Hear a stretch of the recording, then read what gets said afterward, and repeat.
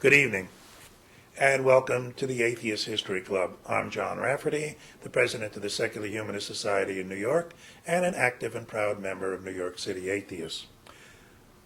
The Atheist History Club will examine, during the next couple of years, I hope, the history of atheism and atheists from ancient times to the present, with particular attention to people who are making a difference in our lives.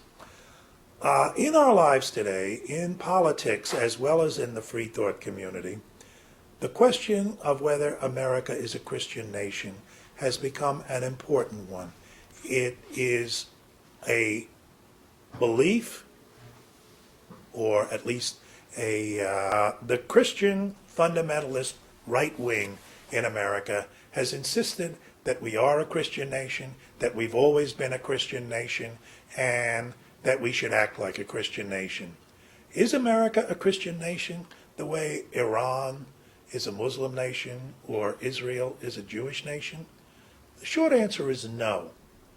But this is a big question that has become part of the political discourse in America over the last couple of decades.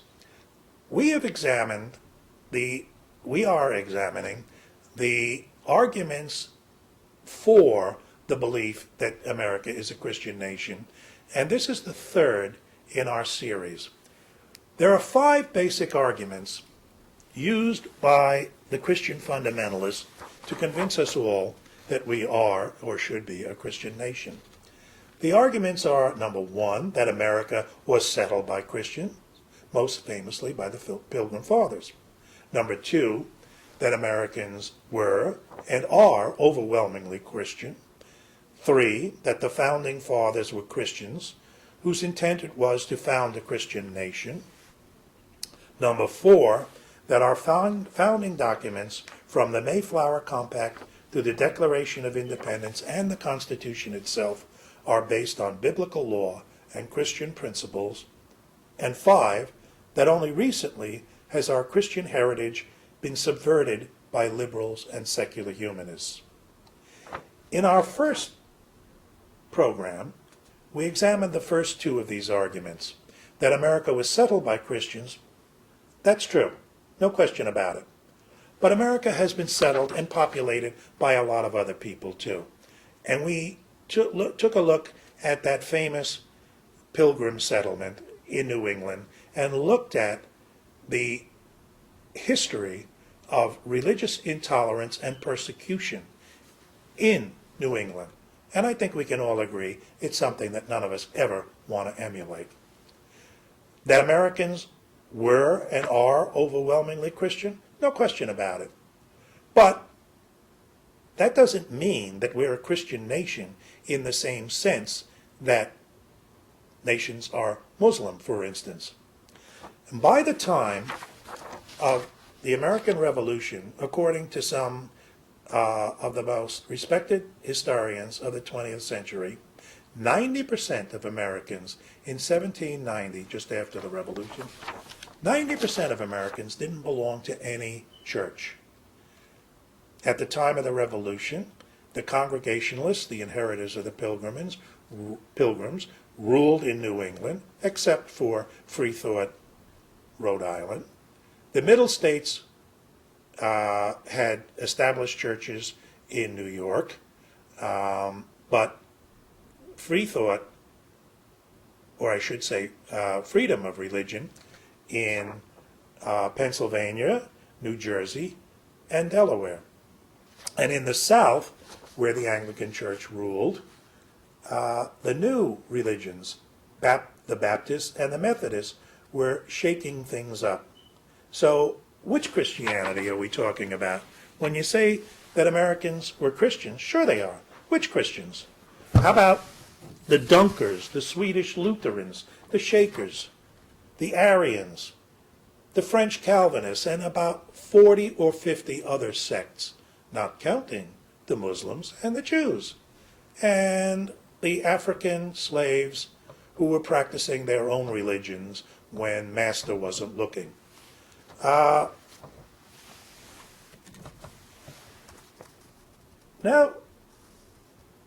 that we've examined in the second program, okay, in our second program, we examined the religious or irreligious opinions of the most important of the founders, the five men, Benjamin Franklin, who has often been called the first American, and the first four presidents of the United States, Washington, Adams, Jefferson, and Madison.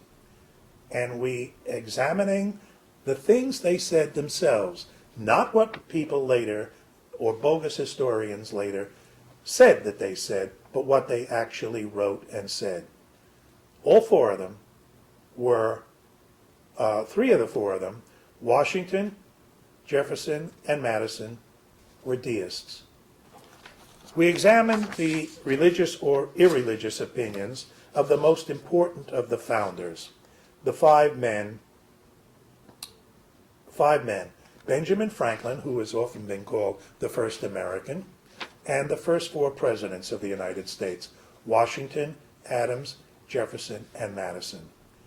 And we examining the things they said themselves, not what people later, or bogus historians later, said that they said, but what they actually wrote and said.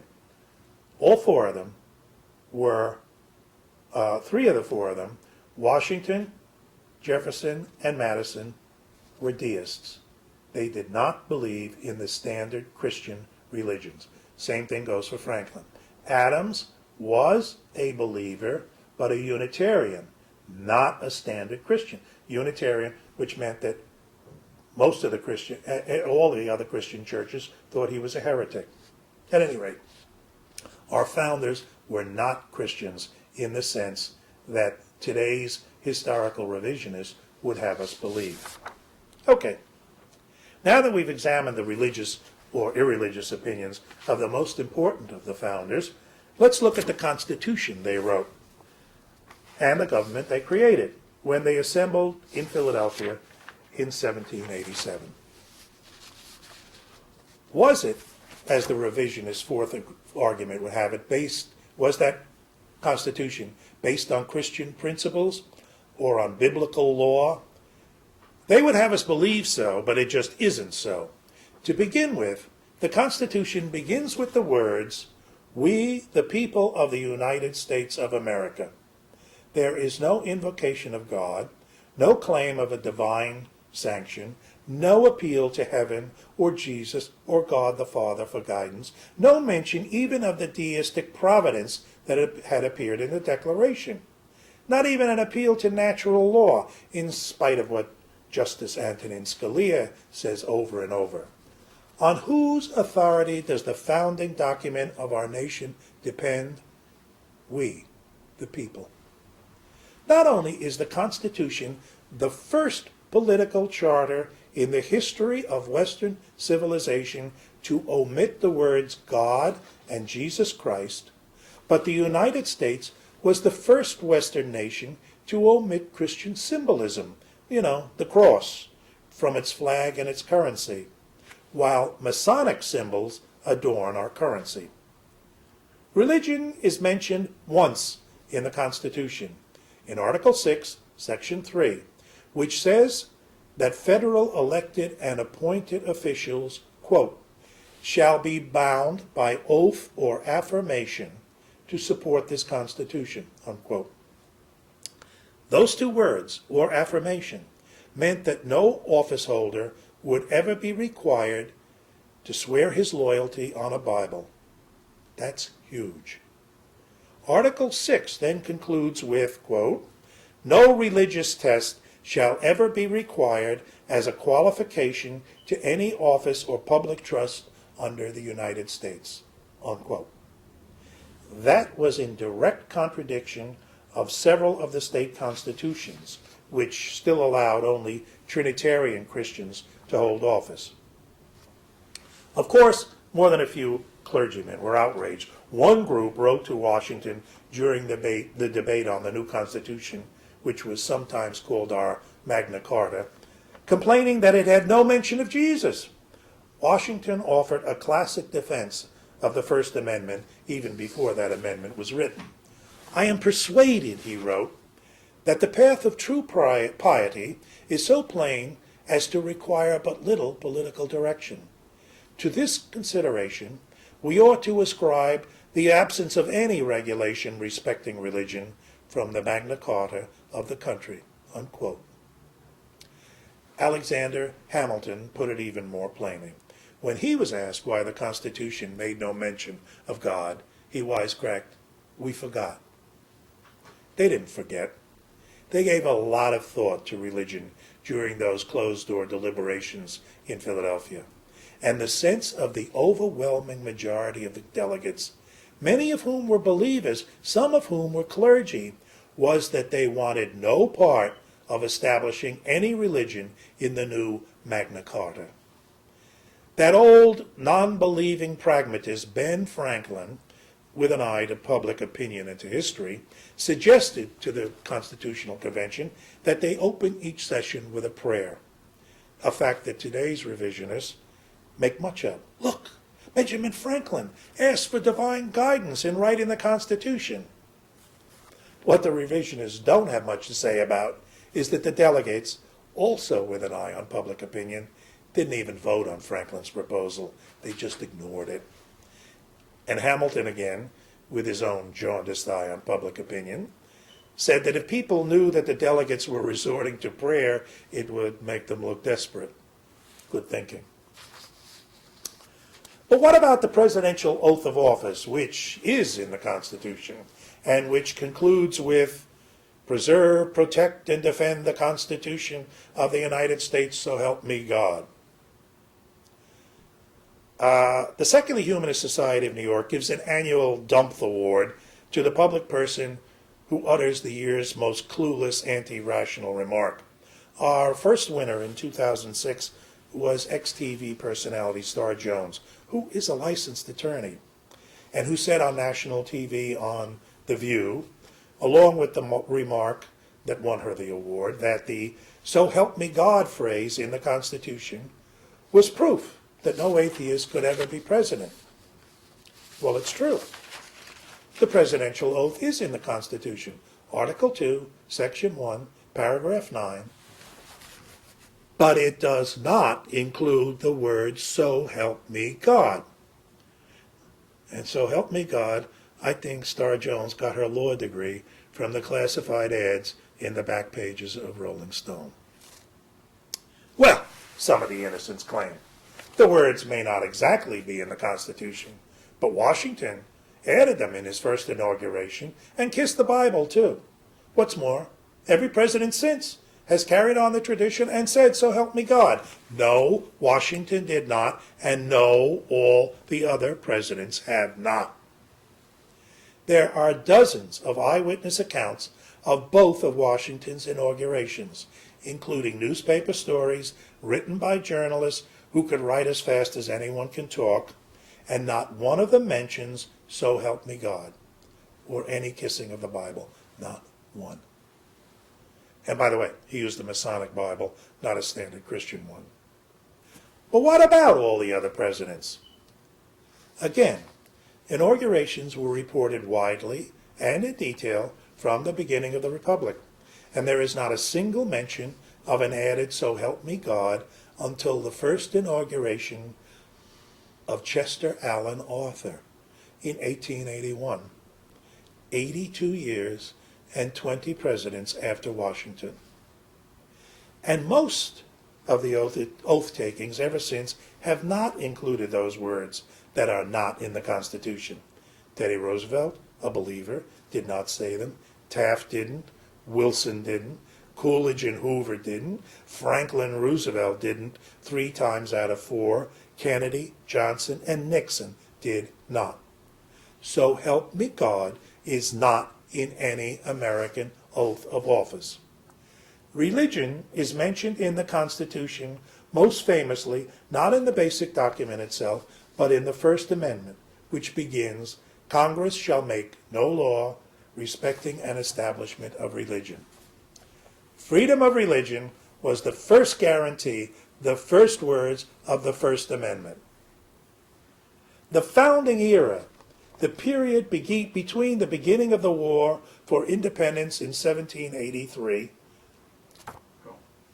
the founding era, the period between the winning of the war for independence in 1783 through the writing and adoption of the Constitution in 1787 and 88, and through the first administrations presided over by presidents who had led the revolution, was perhaps the headiest, most exciting time in American history. It was certainly the most secular. The revisionist fifth argument that secularism, liberalism, atheism, and humanism are modern heresies in America just doesn't jibe with the facts of our nation's early history. As Susan Jacoby writes of that era in Free Thinkers, what is striking from a 21st century perspective is the speed with which many Americans came to support a freedom of thought and religious practice that overturned millennia of religious authoritarianism. Even when legal barriers to full civic equality remain, as they did for Jews in most states, the first 8 years of the American Republic were characterized by a de facto expansion of liberty for non-believers as well as for dissident religious believers, for non-Christians and Christians alike." Unquote. Secularism was in the air at the beginning of the Republic, no matter what the revisionists would have us believe. Americans took the new separation of church and state as the natural order of things. One after another, the states began disestablishing religions as they replaced their colonial charters with new constitutions. The post office and other government offices were open and working on Sundays. Tom Paine's Age of Reason was a bestseller, and Americans twice elected the so-called atheist Jefferson to the presidency. How secular was the new United States of America? The best answer lies in the wording of a document approved by 3 presidents and unanimously endorsed by the U.S. Senate that needs to be much more widely publicized by American rationalists and free thinkers. 212 years ago, the United States was having a problem with an Arab Muslim state. Some things never change. The problem was that the Barbary pirates, who owed allegiance to the Bashaw of Tripoli, were hijacking American ships in the Mediterranean and enslaving American sailors. The Quran allowed him to do this, the Bashaw said, because America was a Christian nation, and therefore the sailors were infidels who could and should be enslaved. In 1796 alone, 119 American sailors had been captured and enslaved. The United States was only a few years old in 1796, and certainly no great sea power. And so, unlike a recent administration that could be named, the Washington administration defused the bad situation by using diplomacy, while beginning to build an American Navy. On November 4th, 1796, Joel Barlow, the American consul to the Barbary States, signed a treaty of peace and friendship with Tripoli. We paid an outrageous ransom, but we got back all our sailors, except for 31 who had died in captivity, and the pirates left American shipping alone for a few years. What was significant about that treaty? Article 11 reads, "As the government of the United States of America is not in any sense founded on the Christian religion, as it has in itself no character of enmity against the laws, religion, or tranquility of Mussulmen, and as the said United States never entered into any war or act of hostility," blah, blah, blah, blah, blah. Never in any sense founded on the Christian religion. Those words are in a treaty written during the Washington administration. He saw it and approved it, while Jefferson was Secretary of State. The treaty was endorsed and signed next year by the new president, John Adams, after being approved unanimously by the U.S. Senate on June 7, 1797, unanimously. Of course, the present-day fabricators of bogus history try to wish it away by ignoring Washington's connection to the treaty, by claiming that Adams and the senators hadn't actually read the whole text. How could they possibly know that? And that somehow the treaty was sneaked through with only a handful of senators actually voting. You know, the 18th century version of cut-and-run Democrats. More baloney. First, the treaty had been published a couple of months before the vote. The idea that no one read it is simply made up. Second, there were 16 states by then, making for 32 senators in all. But Senate office was not yet considered a full-time job, and travel from places like New Hampshire and Kentucky entailed weeks on the dirt roads of 1797. But a clear two-thirds majority of 23 senators were present, and they all voted yes. And no one ever asked for a recount or repeal. By the way, of course, the Bashur reneged on the treaty, another was signed a few years later, and the Bashur reneged again. So we went to war during the Jefferson administration, and again in 1815, when President James Madison got really serious and sent the Marine Corps to put the Barbary pirates out of action, you know, to the shores of Tripoli, led by John Wayne, of course. But the Treaty of Friendship, Peace and Friendship with Tripoli, signed 212 years ago, was never abrogated by the United States, not a Christian nation. Naturally, many clergymen howled about the Not a Christian Nation Treaty in 1797 and for years afterwards. But during those heady, secular first few decades of the new republic, most of the public and most of its leaders were too committed to the idea of separation to pay the ministers much mind.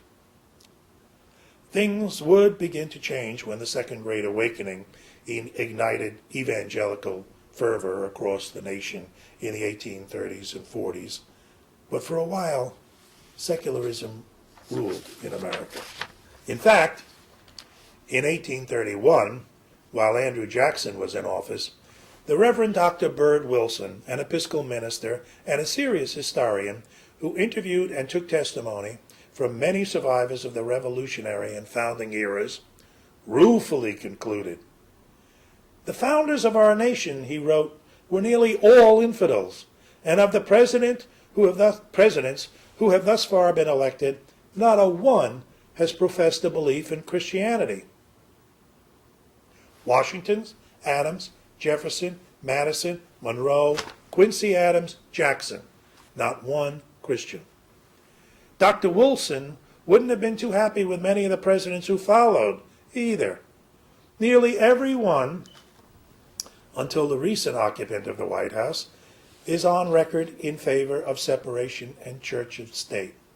Many of them didn't just favor it, they fought for it. And the 27th president, William Howard Taft, a man I admire for his girth as much as for his principles, declined the presidency of Yale after his term in office, writing, "I do not believe in the divinity of Jesus Christ." Wow. Imagine what the Republicans could do with that in a 30-second spot. Oh, wait. Taft was a Republican. Which is much to the point. Until very recently in our country's history, the commitment to church-state separation was a nonpartisan standard. From the Federalists and Democrat Republicans of the earliest years, to the pre-Civil War Whigs, to the Republicans and Democrats of the 19th and 20th centuries, and including almost all of the third parties and minor parties, American politics has stayed clear of religion. Behind Jefferson's wall of separation, America has become the most Christian of all Western nations, with greater levels of church attendance, church membership, and belief in the Bible than any other country in the world. So you'd think that the revisionists and our Christian Taliban would get the message.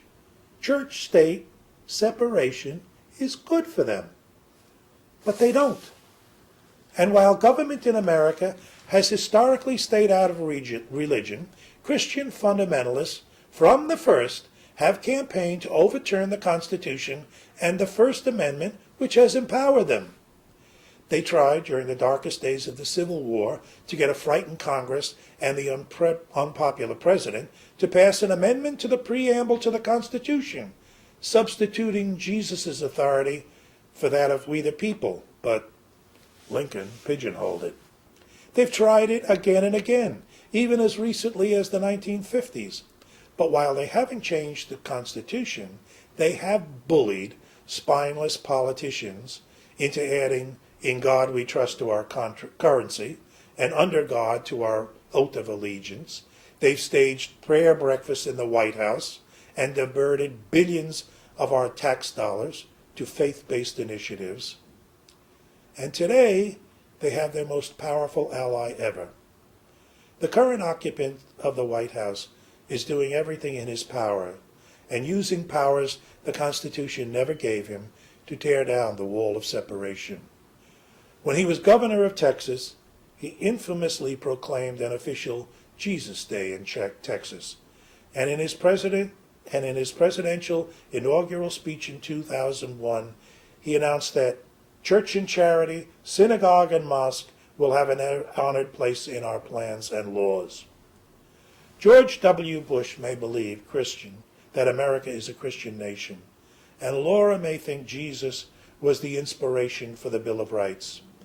Pat Robertson may lie that the separation of church and state is a lie of the left, and other historical revisionists and liars may falsify history.